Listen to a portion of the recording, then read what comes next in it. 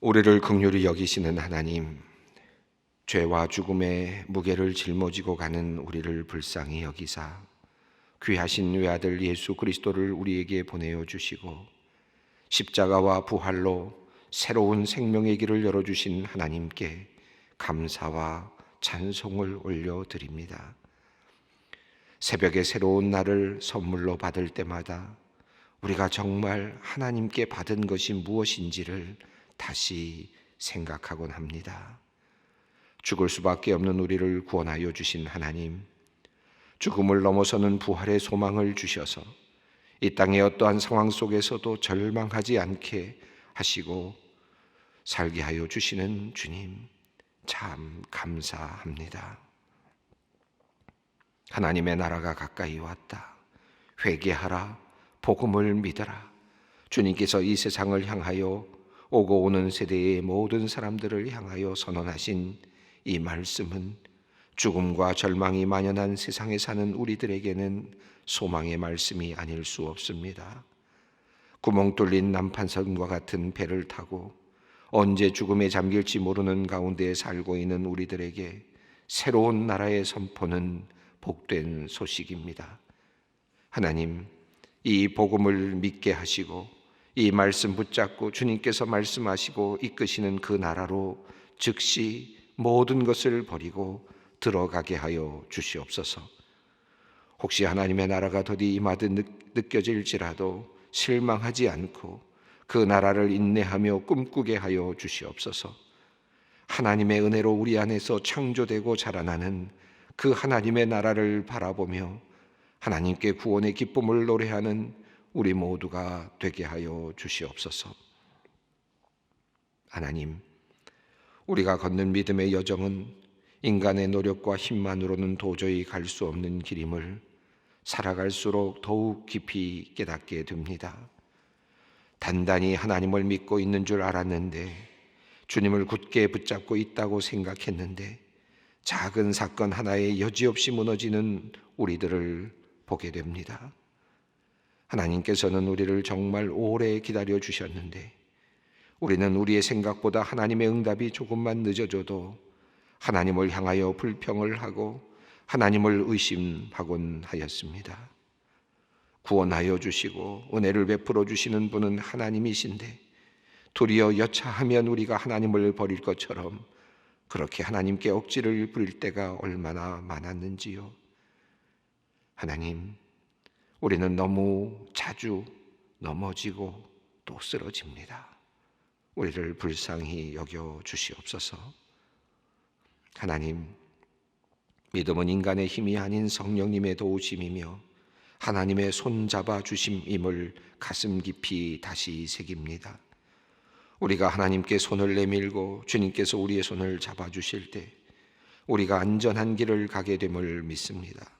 주님, 나를 도와주시옵소서. 우리의 손을 듭니다.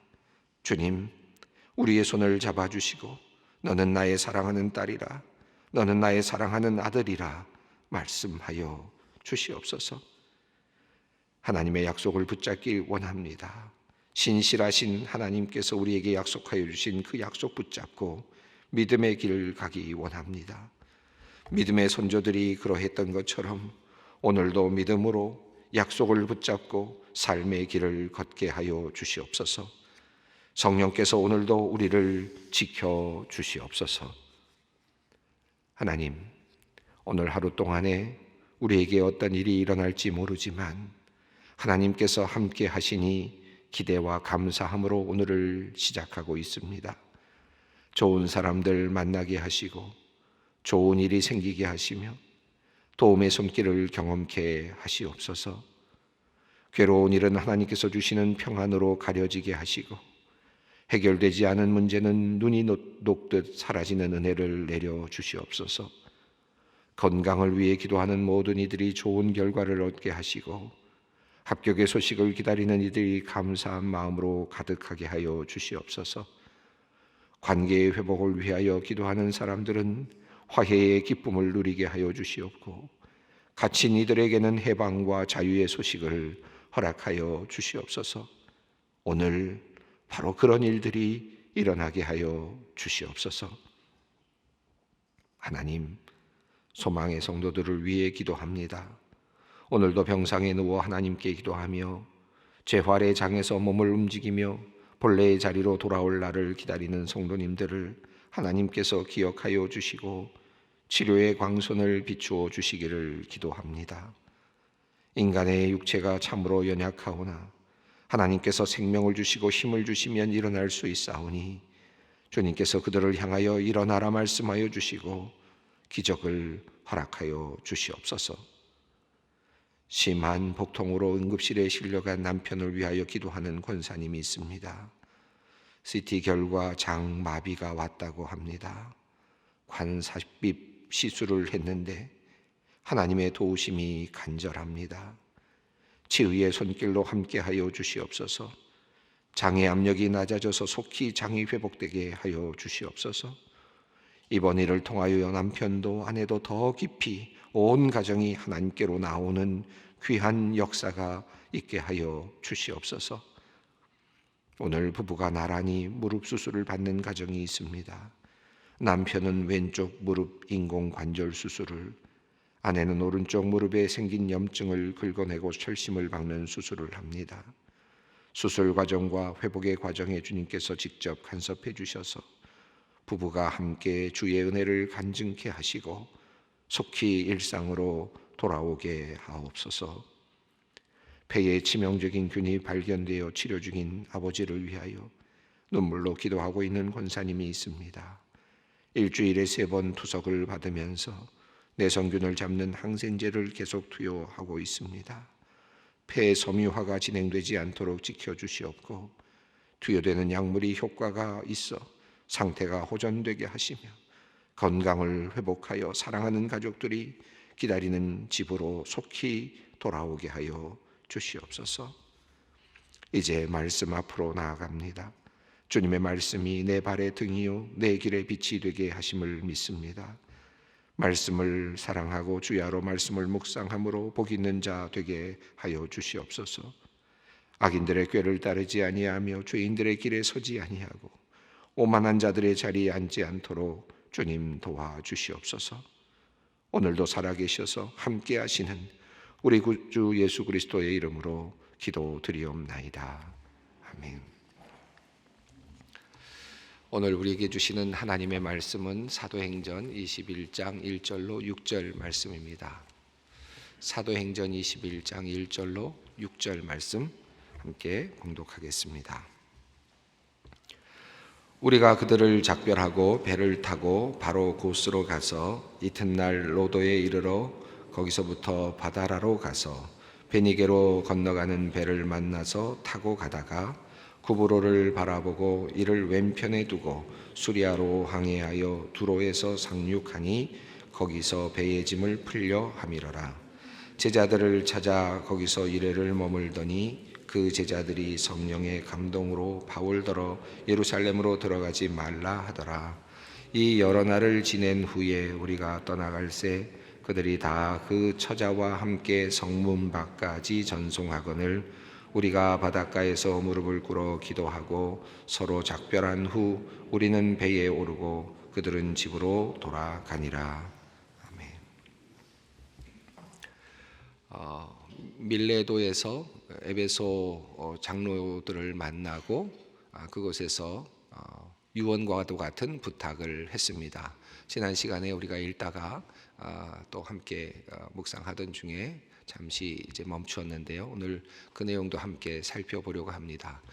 자, 이 밀레도에서 일정을 끝내고 나서 그 다음에 일정이 이제 소개되고 있는데 1절과 2절과 3절이 이제 그 길을 자세하게 알려주고 있습니다. 먼저 그 이후에 밀레도를 떠나서 어떤 일정이 있는지를 먼저 보고 다시 밀레도로 돌아가서 그곳에서 남겼던 에베소 장로님들을 향하여 주었던 유언과도 같은 말씀을 다시 한번 몇 가지 더 살펴보려고 합니다. 우선 1절 말씀을 한번 읽어보겠습니다. 우리가 그들을 작별하고 배를 타고 바로 고스로 가서 이튿날 로도에 이르러 거기서부터 바다라로 가서. 자, 이 세 장소가 지금 나왔습니다. 지도를 한번 살펴보겠습니다. 여러분 지도가 보이시죠? 붉은색 밑에 쭉 밑으로 쭉 사선처럼 되어 있는 곳, 그것으로 조금 더 왼쪽 위쪽으로 올라가시면 밀레도가 있습니다. 자, 밀레도에서 어디로 갔느냐? 첫 번째는 고스라고 하는 섬이 보이십니까? 고스라고 하는 섬을 지나서 그 다음에 로도라고 하는 또 다른 섬이 보입니다. 그리고 조금 오른쪽으로 가면 바다라라고 하는 그런 곳이 육지에 있죠. 육지에 바다라라고 하는 그런 곳이 있습니다. 다른 서방 본문에는 무라까지 이렇게 갔다라고 하는 기록도 있습니다. 그래서 무라라고 하는 지역을 표시해 드렸는데요. 조금 더 오른쪽으로 가는 그런 도시입니다. 이렇게 이제 간 다음에 베니게를 향했다. 이제 여러분 2절을 한번 읽어보겠습니다. 베니게로 건너가는 배를 만나서 타고 가다가 3절을 읽습니다.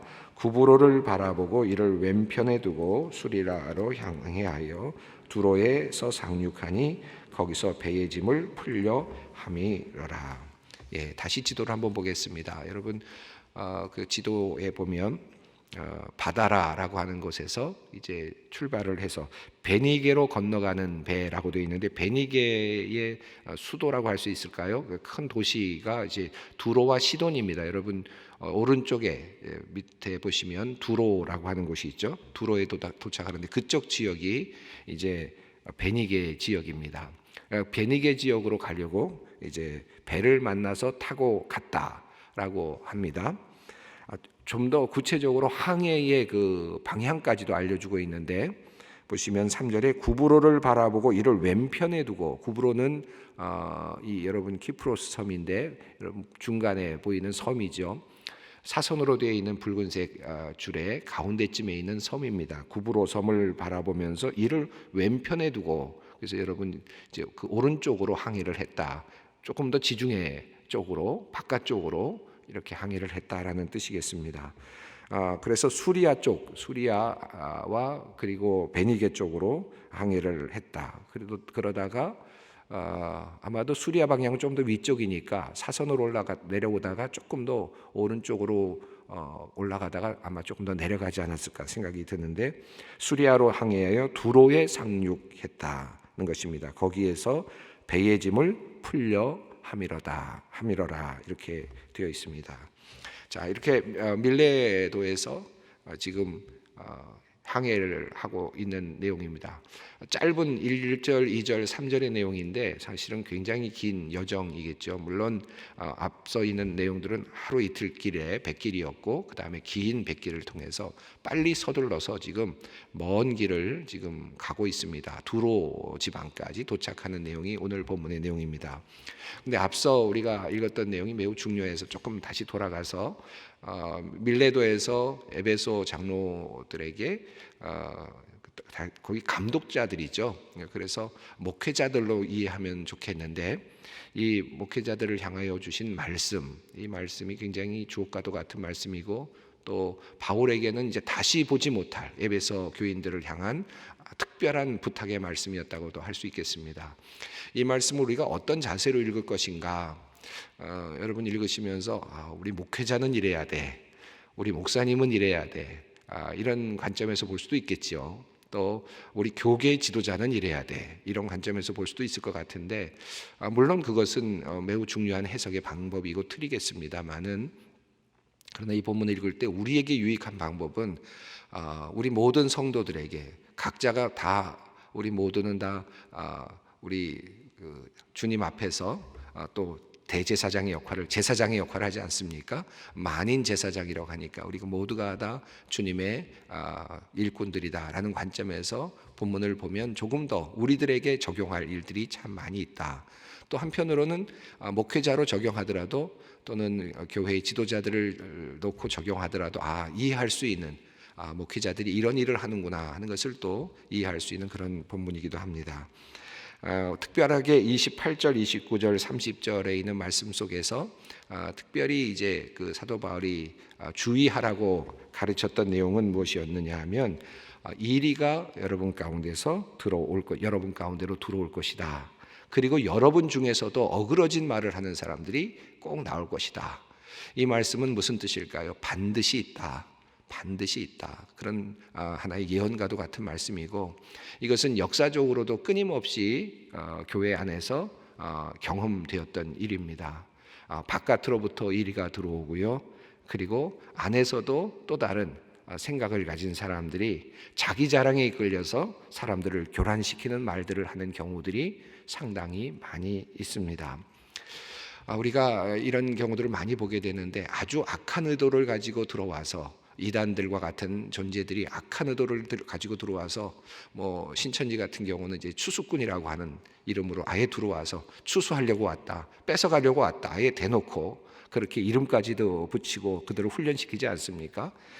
이게 이제 이리의 사실은 모습이죠. 그것을 정당화까지도 하고 있는 그런 이단들도 많이 있는데, 이리들이 들어와서 안에 있는 식구들을 뺏어가는 그런 일들이 참 많이 있습니다. 또 그냥 뜻밖에도 그냥 내부적으로도 내가 갖고 있는 자기 자랑, 대부분의 경우는 자기 교만에서 출발할 때가 참 많습니다. 나는 이렇게 잘 믿는다. 나는 이 정도 믿는데 왜 너는 이렇게 못 믿느냐? 라고 하는 이런 이제 출발이 항상 이제 그 잘못된 출발의 모습일 때가 참 많습니다. 자기 자랑과 교만에서부터 출발이 되는데, 결과적으로는 교회를 어렵게 하고 또 교인들을 잃게 만드는 그런 결과로 나타나는 경우들이 참 많습니다. 요즘 우리 권사님들께는 제가 그런 말씀을 드렸습니다만은, 우리 새벽 기도회 하시는 우리 성도님들께서도 우리 교회를 위해서 많이 기도하시는 분들이기 때문에 이런 말씀을 드려도 좋지 않을까 생각이 드는데, 요즘 온라인으로 예배를 드리다 보면, 우리 교회 예배를 이렇게 드리다 보면 한쪽으로 이렇게 다른 예배들의 현장들이 이렇게 떠올라오는 경우들이 꽤 많습니다. 물론 여러분이 잘 아는 우리 교단의 교회라든지 잘 익히 아시는 그런 교회들이라면 여러분들이 함께 이렇게 보시기도 하고 또 말씀의 은혜를 받으실 수도 있겠죠. 그런데 상당히 많은 이단들이 여러 가지 전략적 방법을 통해서 그런 위치에까지 올라오도록 그렇게 전략적으로 이렇게 하고 있는 사실들은 이미 잘 알려진 내용입니다. 여러분 그 유튜브의 그 진실을 잘 아시잖아요. 유튜브가 어떤 AI 시스템으로 움직이고 있는지를 여러분이 잘 알고 계실 텐데, 비슷한, 내가 보고 있는 것과 비슷한 것들을 찾아내서 계속해서 더 이렇게 강화시켜주는 그런 형태의 어떤 선택의 시스템을 가지고 있다고 하죠. 그것을 우리 이단들이 잘 알고 있어서, 심지어는 그것을 클릭하는 부대들이 있고 한꺼번에 동시 접속을 하고 동시에 계속해서 틀어놓고 해서, 그것이 이렇게 접속량이 많고 시간이 늘어나면 자연스럽게 인기 이런 영상이 돼서 올라가서 옆에 붙게 되는 추천 영상이 되는 그런 일들이 참 많습니다. 그런데 이건 이단들은 사실 일사불란하게 움직이기 때문에 그것을 듣게 하기도 하고, 일정한 시간 동안 그것을 모두 함께 듣게 하거나 이렇게 해서 클릭 수를 늘린다든지 해서 옆에 와서 붙게 하는 그런 일들이 상당히 많이 일어나고 있습니다. 특별히 온라인 이 예배에서 더 온라인 예배가 온전하냐 아니냐 하는 문제 논의보다 더 위험한 것은, 온라인의 현장 속에 정말 이단들이 가까이 와 붙어 있다. 제가 하나님의 나라가 가까이 와 붙어 있다고 제가 지난 시간에 우리 주일 예배 때 설교 말씀을 드렸습니다마는, 이 보이지 않는 하나님의 나라가 가까이 와 붙어 있다고 한다면, 온라인 선상에서는 정말 그 이단들의 세계가 가까이 와 붙어 있는, 한 번 클릭하면 그냥 들어가는 그런 일들이 많습니다. 한 번 잘못 클릭하면 그 다음부터는 그와 유사한 이단들이 계속해서 또 강화돼서 또 뜨게 됩니다. 그러다 보면 많은 사람들이 다 이렇게 믿고 있는 것 같은 그런 또 착시를 일으키게 되고, 그것이 점점 빠져들어가게 되고, 여러분 이단들은 또 매력적인 매혹적인 용어들을 많이 사용하기 때문에, 또 근본적인 것들 이런 것들을 많이 사용하기 때문에 자칫하면 이게 여기에 믿음이 있구나, 여기 진정한 믿음이 있구나 하는 그런 착시들을 줄 때가 참 많습니다. 이 신앙생활이라고 하는 것은 순간적인 신앙의 생활로 끝나는 것이 아니라, 그것은 표적으로 나타날 수는 있지만 신앙생활은 긴 시간의 여정입니다. 긴 시간의 여정이고 삶의 전체를 드리는 것입니다. 삶의 전체를 통해서 완성되는 것이 아니라 완성되어 가는 것입니다. 그리고 우리가 죽음의 현장에 하나님 앞에 서는 날 하나님께서 은혜로 우리를 완성시켜 주시는 것이지, 우리가 이 안에서 완성되어서 하나님 앞에 완성품으로 하나님의 나라에 들어가는 것이 아닙니다. 여러분이 그것을 늘 생각하면서 늘 부족함을 생각하는 것이 중요한데, 이 지금 바울 사도도 에베소에 있는 교인들을 향하여 또 지도자들을 향하여 이런 일이 일어날 것이다 라는 사실을 알려주고 있고, 이것은 오늘날까지도 계속되는 그런 과제이고 도전이다. 교회를 무너뜨리기 위한 사탄의 도전이다. 여러분이 그것을 늘 생각하시면서 교회의 지도자들로서 혹시라도 그런 일이 있을 때 여러분께서 잘 판단하시고 기도하시면서 교회 문제들을 잘 이렇게 덮을 수 있는, 잘 만들어갈 수 있는 그런 지도자들이 주셨으면 좋겠다. 이 시간을 빌어서 여러분께 부탁을 드립니다. 31절에 이런 말씀이 나오는데요. 그러므로 여러분이 일깨어 내가 3년이나 밤낮 쉬지 않고 눈물로써 각 사람을 훈계하던 것을 기억하라 라고 말합니다. 중요한 것은, 이 목회의 가장 중요한 것은, 또 우리 교회 생활에 중요한 것은 함께 하는 것입니다. 긴 시간 동안 함께하며 함께 눈물을 흘리고 함께 위하여 기도하고 함께 고난을 감수하는 과정, 이것이 신앙생활에 있어서 매우 중요합니다. 때로는 실수할 수 있죠. 또 잘못된 방향으로 나갈 수 있을 수도 있습니다. 그러나 다시 방향을 잡고 다시 우리가 일어설 수 있습니다. 회개하고 일어설 수 있습니다. 이것이 교회의 모습이다 라고 할 수 있습니다. 32절 말씀이 굉장히 중요한데, 지금 내가 여러분에게 주와 및 그 은혜의 말씀에 부탁하노니 그 말씀이 여러분을 능히 든든히 세우사 거룩하게 하심을 입은 모든 자 가운데 기업이 있게 하시리라. 여기 여러분이라는 표현은 교회의 지도자들인데, 이것을 우리로 바꿔도 좋습니다. 내가 여러분을 주와 및 그 은혜의 말씀에 부탁한다. 지도자가 능력이 있는 것이 아니고요, 지도자의 어떤 능력에 의해서 교회가 움직이는 것이 아니고, 지도자의 어떤 특별한 어떤 그런 힘에 의해서 움직여지는 것이 아니라, 교회가 움직여지고 하나님의 나라가 움직여지는 그 기본적인 하나의 힘은 어디서부터 오느냐? 두 가지를 얘기하고 있습니다. 주님, 하나님이 하신다. 하나님께 그래서 의탁한다. 사람이 좌지우지하는 것이 아닙니다. 목회자 한 사람이 좌지우지하는 것이 아니라 하나님께서 지금 이끄시는 것이다. 교회는 하나님께서 이끄시는 것이다. 이것을 우리가 생각해야 합니다. 때로는 지도자들이 실수할 수도 있고 무너질 때도 있습니다. 그러면 하나님께서 또 다른 지도자를 세우셔서 또 끌고 가십니다. 이것이 하나님이 하시는 일입니다. 또 은혜의 말씀입니다. 말씀이 끌고 가는 것입니다. 하나님의 말씀, 이 은혜의 말씀이 우리를 세우는 것입니다. 그래서 하나님의 말씀이 강단에서 또 우리가 묵상하면서 하나님 말씀을 받는 이 말씀이 우리를 이끌어 간다. 교회를 이끌어 가는 것이다. 그 말씀이 여러분을 능히 든든히 세우사 거룩하게 하심을 입은 모든 자 가운데서 기업이 있게 하시리라. 이 말씀을 통하여 하나님께서 우리에게 열매를, 그리고 우리의 유산을, 신앙의 유산을 주실 것이다. 약속에 따른 그 축복을 우리가 누리게 될 것이다. 무엇을 통해서입니까? 하나님께서 주어가 되시고 말씀의 능력을 통하여 그렇게 될 것이다 라고 하는 말씀입니다. 이 바울이 지금 에베소 장로들에게 하시는 이 말씀은 굉장히 중요합니다. 당신의 능력이나 목회자로서의 어떤 그런 것들을 의지하지 말고 주님을 의지하라. 한 걸음 더 나아가 주님의 말씀을 의지하라. 그리고 목회하라 라고 하는 그런 뜻이죠. 이것은 저에게도 주시는 말씀이고 우리 모두에게도 주시는 말씀입니다. 33절부터 34절은 내가 아무도 은이나 금이나 의복을 탐하지 아니하였고 여러분이 아는 바와 같이 이 손으로 나와 내 동행들이 쓰는 것을 충당하여, 그리고 35절에 모든 모범을 보여주었다. 이렇게 이야기를 합니다. 이 재물에 관련된 이야기입니다. 이 바울은 자기가 이런 금이나 은이나 의복을 탐하지 아니하였다라고 이렇게 이야기합니다. 물론 바울이 헌금을 거두었습니다. 그리고 돈을 요구했습니다. 돈을 요구했다는 말은 지금 예루살렘 교회에 있는 성도들을 구제하기 위해서 지금 각지에서 교회로부터 돈을 모았습니다. 그러니까 지금 그 지역에 있는 사람들, 밀레도에 있는 교인들뿐만 아니라 모든 사람들은 지금 돈이 지금 재물이 가고 있는 것은 압니다. 그 재물이 지금 예루살렘으로 가고 있다는 것도 압니다. 그런데도 불구하고 지금 바울은 내가 금이나 은이나 이런 것을 요구하지 않았다. 이게 무슨 말입니까? 나를 위하여 요구하지 않았다라는 뜻이죠.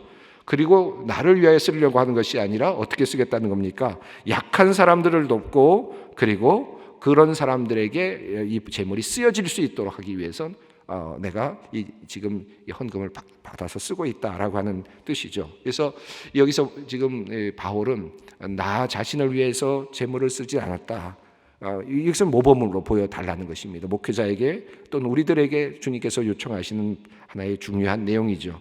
그리고 약한 사람들을 돕는 일에, 그래서 32절에 35절에 이런 말씀이 있습니다. 주는 것이 받는 것보다 복이 있다 하심을 기억하여야 할지니라. 주는 것이 받는 것보다 복이 있다. 이런 자세로 목회자들이 살라 우리 모든 성도들이 살았으면 좋겠다. 우리 바울이 이렇게 권면하고 있습니다. 다시 이제 넘어오겠습니다. 로스로 떠나서 로도에 이르러서 바다라로 가서 베니게로 떠나는 배를 만나서 구브로를 바라보고 이제 두로에 상륙을 했습니다.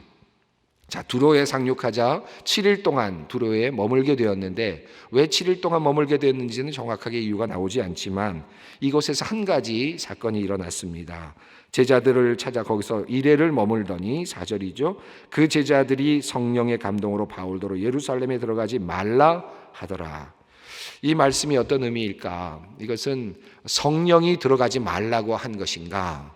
그러면은 바울은 성령의 그 인도하심을 거부한 것이 되는데 이게 어떤 의미일까? 주석학자들이 참 많이 고민합니다. 아마도 본문의 정황들 앞서 있는 내용들을 살펴보면 이런 의미라고 생각이 듭니다. 성령의 감동으로 분명한 예언은 예루살렘에 가면 분명히 고난이 있다. 예루살렘에 가면 분명히 박해가 있다. 당신이 그것을 당하게 될 것이다. 이것은 성령이 분명하게 알려주고 있습니다. 그러면 어떻게 할 것인가?